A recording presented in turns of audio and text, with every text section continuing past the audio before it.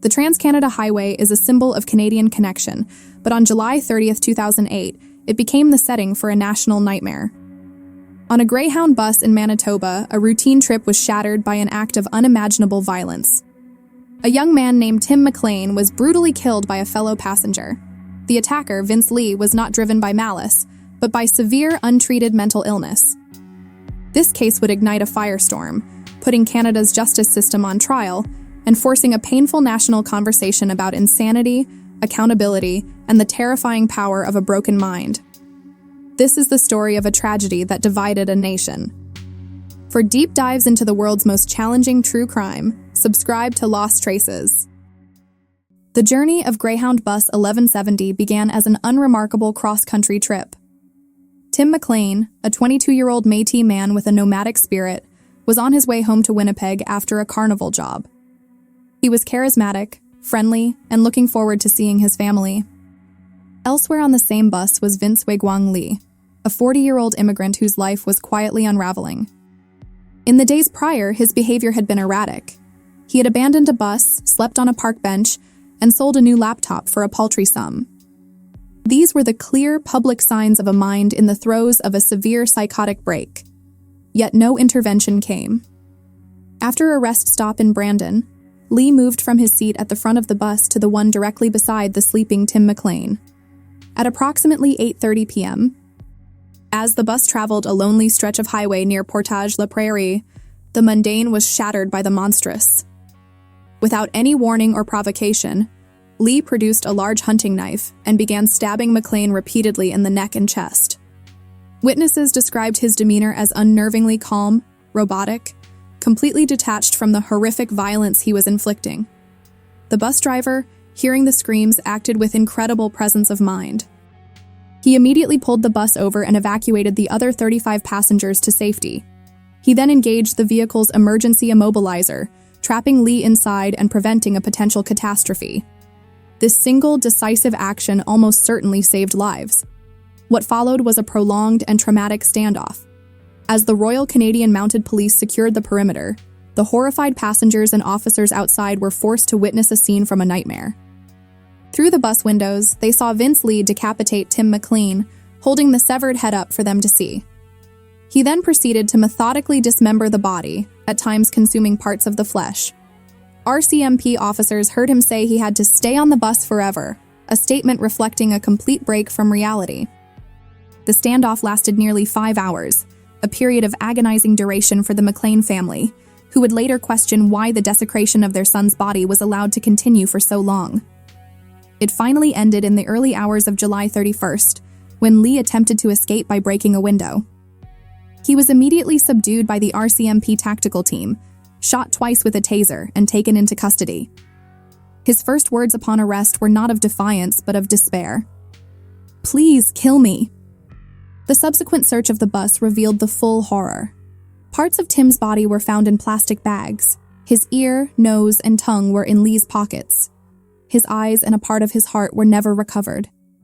The stage was now set for one of the most complex and controversial legal battles in Canadian history, a case that would hinge not on what happened, but on the incomprehensible state of mind of the man who did it. To understand the full tragedy of this case, one must look beyond the horror on the bus and into the lives of the two men at its center. Their stories represent a devastating collision of two completely different realities. Timothy Richard McLean, known as Tim, was a 22-year-old Métis man remembered not for his death, but for his vibrant, charismatic life. Described by his family as larger than life, he was a free spirit who worked as a carnival barker, embracing a nomadic lifestyle that suited his love for meeting new people. He was friendly, fit, and unapologetically himself. In a cruel twist of fate, his open nature was his last act. Vince Lee would later recount that Tim had smiled and asked how he was doing just before the attack began. His horrific death denied his family any form of traditional closure. The state of his remains made a viewing impossible, compounding their grief with a profound and lasting trauma. His mother, Carol Dedeli, would channel this pain into a fierce public campaign for justice reform, while the psychological toll would also claim another life years later. An RCMP officer who responded to the scene died by suicide, his family linking his PTSD directly to the horrors he witnessed that night. In stark contrast stood Vince Lee, A 40-year-old immigrant from China, he had built a quiet, unremarkable life in Canada, working menial jobs as a janitor and forklift driver. He was a solitary figure, but there was no history of violence in his past. However, in the months and weeks leading up to the attack, his mind was undergoing a catastrophic collapse. He was suffering from untreated schizophrenia. His wife had reported that he was experiencing auditory hallucinations, going days without sleep, and speaking of visions of God. He was descending into a severe psychotic episode, a fact signaled by his erratic behavior, abandoning his bus journey, sleeping on a park bench, and selling his possessions. On the bus, his psychosis reached its terrifying climax. He was not operating in the same reality as the other passengers. The psychiatric evidence would later show he believed he was receiving commands from God. He was convinced that the young man beside him, Tim McLean, was not human, but a demonic force that had to be destroyed. In Lee's shattered perception, he was not committing a murder. He was performing a righteous act, a necessary defense against a supernatural evil. This profound disconnection from reality is what made this act not one of common criminality, but of catastrophic mental illness. The legal system was now faced with an almost impossible task: how to administer justice when the concept of criminal intent had been erased by psychosis. With Vince Lee in custody, the Canadian justice system faced a monumental challenge. The facts of the case were gruesomely clear and not in dispute. Lee had admitted to killing and dismembering Tim McLean. The trial, which began in March 2009, was not about what happened, but why. The central question was one of sanity.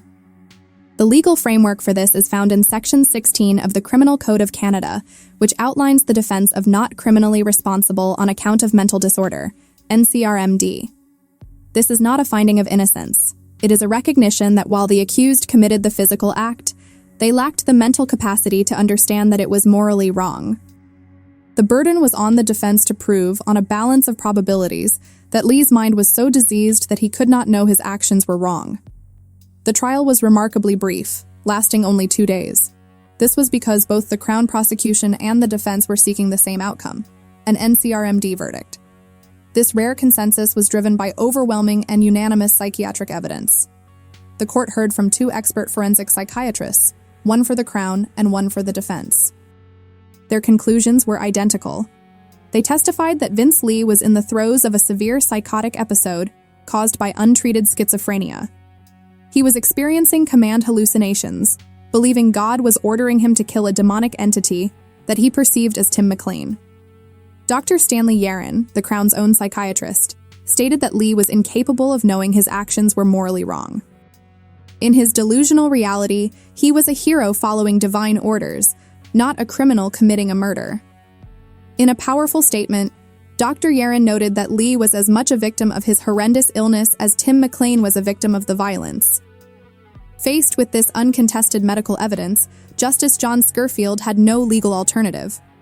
He acknowledged the grotesque and barbaric nature of the crime, but ruled that it was strongly suggestive of a mental disorder. He found Vince Lee not criminally responsible on account of mental disorder. The verdict was a legal inevitability, but for the public and the McLean family, it felt like a profound failure of justice. The chasm between the cold, rational application of the law and the raw, human demand for accountability had never been wider. Lee was not sentenced to prison. Instead, he was remanded to the custody of the Manitoba Criminal Code Review Board and committed to the high-security Selkirk Mental Health Center for treatment. His journey through the forensic psychiatric system and the controversy it would ignite was just beginning. The NCRMD verdict was not a get-out-of-jail-free card. It was a transfer from the penal system to the forensic psychiatric system. Vince Lee was committed to the Selkirk Mental Health Center, a high-security facility, where he began a long and closely monitored journey of treatment. His path to reintegration would become one of the most scrutinized and controversial aspects of the entire case, managed by the Manitoba Criminal Code Review Board. This quasi-judicial body was tasked with a delicate balance, protecting the public as its paramount duty, while also imposing the least restrictive conditions on the patient. Lee, stabilized on antipsychotic medication, was described by his treatment team as a model patient. He was fully compliant, gained insight into his illness, and expressed profound remorse. In a 2012 interview, he stated, "I am sorry for killing your son. I am sorry for the pain I have caused." This progress formed the basis for the review board's decisions, which followed a slow, incremental timeline of increasing freedoms. It started with escorted walks on hospital grounds in 2010. By 2012, he was granted escorted trips into the local community. Each step was a test, and each time Lee passed without incident. In 2015, he was granted unsupervised day passes to Winnipeg. In 2016, having legally changed his name to Will Baker, he was allowed to live independently in a supervised apartment. The board's decisions were always based on the same legal standard. Did the individual pose a significant threat to the public safety? Based on consistent psychiatric reports that he did not, the board was legally compelled to grant these freedoms. However, for the public, and for Tim McLean's family, each new step was a fresh wound. The victim's mother, Carol Dedeli, led a powerful campaign against his release, arguing that a killer should never walk free.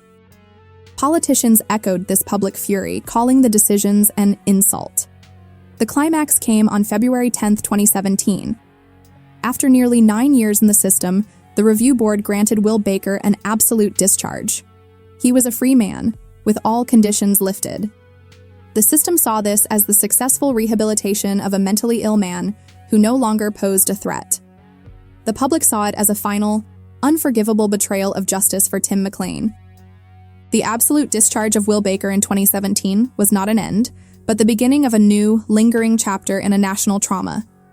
The case of Tim McLean and Vince Lee remains an open wound in the Canadian consciousness, a stark and painful case study that continues to challenge the very foundations of justice, mental health care, and public safety.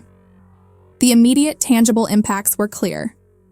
Greyhound Canada, responding to public fear, implemented heightened security measures, including handheld metal detectors, a direct consequence of the knife being brought aboard. The psychological toll was profound, tragically exemplified by the suicide of RCMP Corporal Ken Barker, whose PTSD was directly linked to the horrors he witnessed on the bus. But the most enduring legacy lies in the fierce debate it ignited.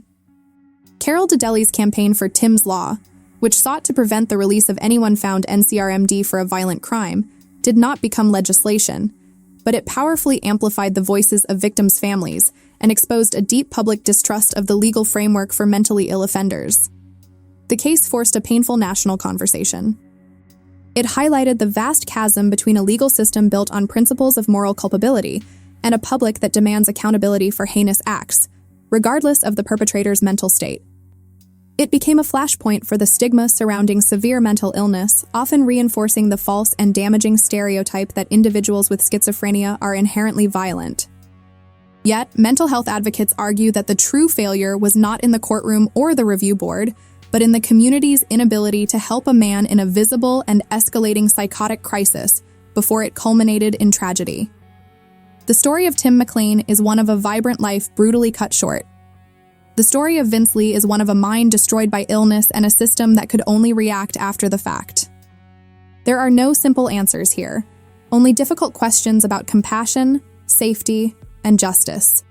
The tragedy on the Trans-Canada Highway serves as a permanent, somber reminder of the catastrophic consequences that can occur at the intersection of untreated mental illness and a society struggling to reconcile punishment with healing and outrage with understanding.